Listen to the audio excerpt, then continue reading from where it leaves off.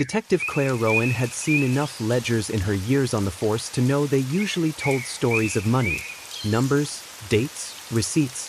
But this one was different. The book was old, leather cracking at the edges, pages yellowed with age. The entries were neat, deliberate. Black ink for most, and red ink for the rest. Every red name she traced belonged to someone dead or missing. And the very last name, written in an elegant crimson flourish, was hers. 2 weeks earlier, Claire wasn't even assigned to the case. It started as an arson at an abandoned boarding house on the edge of the city. Fire crews had doused the flames before the building collapsed, but in the debris, a charred metal box was found. Inside was the ledger, surprisingly untouched by the fire. The first red entry read, "Joe closed." John Latham, a petty criminal, was found drowned in the harbor 3 years ago. His death had been ruled accidental. Claire's instincts told her this ledger was a death list masquerading as an account book. It didn't take long to see the pattern. Black ink, business transactions, payments, shipments, invoices. Red ink, initials, a date, and a single word, closed. Claire ran every red name through the database. They were all connected, low-level criminals, whistleblowers, people who'd threatened someone's livelihood or reputation. It was a kill list. The chilling part wasn't just the murders. It was how methodically they were paired with financial gain.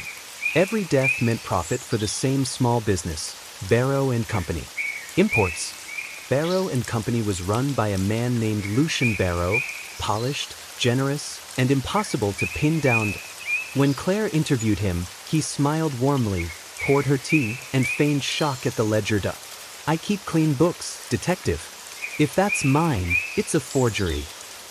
But the way his eyes lingered on the leather cover told her otherwise. When she left his office, she noticed a locked cabinet behind his desk, its shape suspiciously similar to the lockbox the ledger had been found in. Claire started digging. That's when the messages began. An unmarked envelope on her desk. "Close the book, detective." A voicemail with a single sound, the slow turn of a fountain pen scratching paper. And then, one night, she found a folded sheet of paper under her windshield wiper. It was a photocopy of a ledger page, with her initials written in red ink at the bottom. "Seer, pending." Claire knew she had days, maybe less. Whoever kept this ledger was marking her for death, and she wasn't about to wait for the pending to become closed. She pulled Lucian's financial records, looking for the smoking gun. What she found was worse, a series of offshore transactions linked to an unknown partner, initials MV. The same initials appeared in the ledger besides several early killings. This wasn't one killer, it was a partnership. And one of them had access to police intel. That meant someone inside her own department was feeding them her movements. Claire set a trap.